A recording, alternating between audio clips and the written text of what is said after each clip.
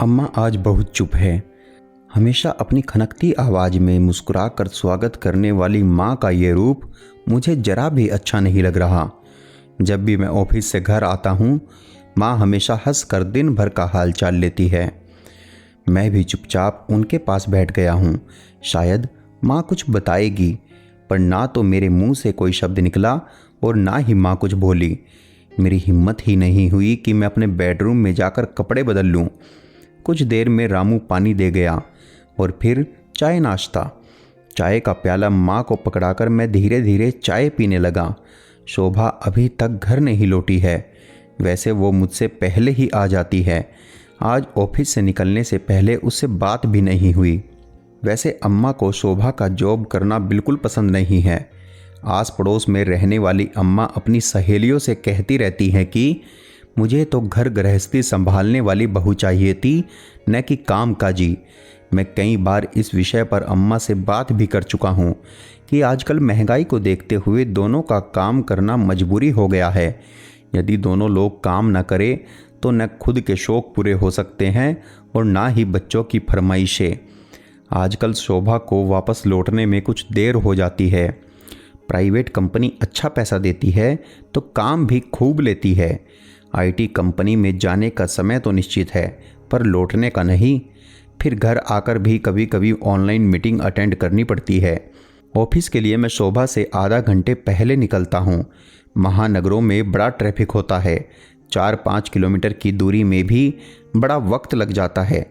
शोभा का ऑफिस पास ही है। सुबह शोभा अम्मा को नाश्ता करा के जाती है और दोपहर का खाना रामू और आया मिलकर बनाते हैं। कभी कभी अम्मा खुद भी कुछ कुछ बनाती है। बड़ा स्वादिष्ट खाना बनाती है वो। हम लोग खूब स्वाद लेकर खाते हैं। छुट्टी के दिन शोभा भी माँ से कुछ बनाना सीखती है। अम्मा के हंसमुख स्वभाव से घर का वातावरण बहुत ही खुशनुमा रहता है। आज से पहले माँ को ऐसे कभी नहीं देखा। शोभा आ चुकी है। कपड़े बदलकर माँ के पास आ बैठी है।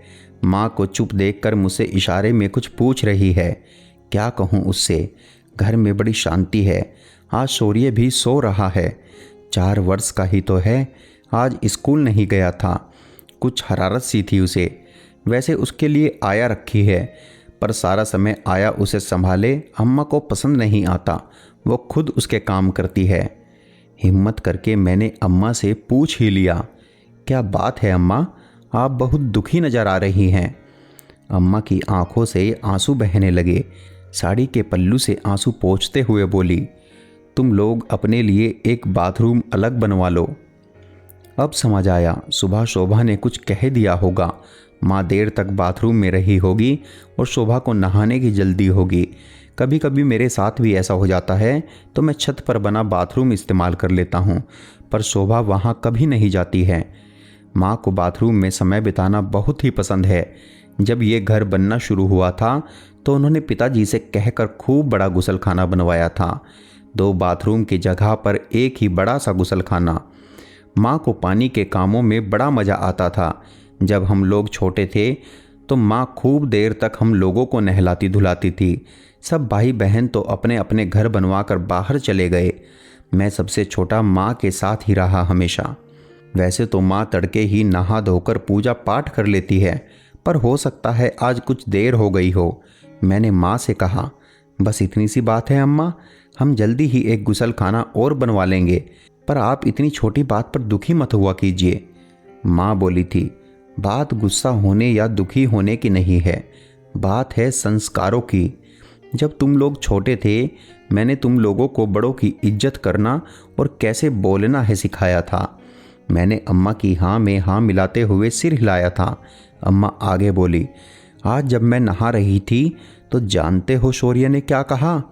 वो बोला, ये खुसट बुढ़िया पता नहीं कब तक नहाएगी। अपने लिए ऐसे अपशब्द सुनकर मैं बहुत ही दुखी हूँ। कहाँ से सीखा उस बच्चे ने। अम्मा का दुखी होना जायज़ था। मेरी शौर्य से पूछने की हिम्मत ही नहीं हुई। ना जाने किसका नाम ले दे। ये तो अच्छा हुआ अम्मा ने बात नहीं बढ़ाई। जिसने भी बोला होगा वो खुद ही सुधर जाएगा। दोस्तों, सच ही तो है, बच्चे जो सीखते हैं वो हमसे सीखते हैं। तो हमारी यह जिम्मेदारी बनती है कि बच्चों को अच्छे संस्कार दें।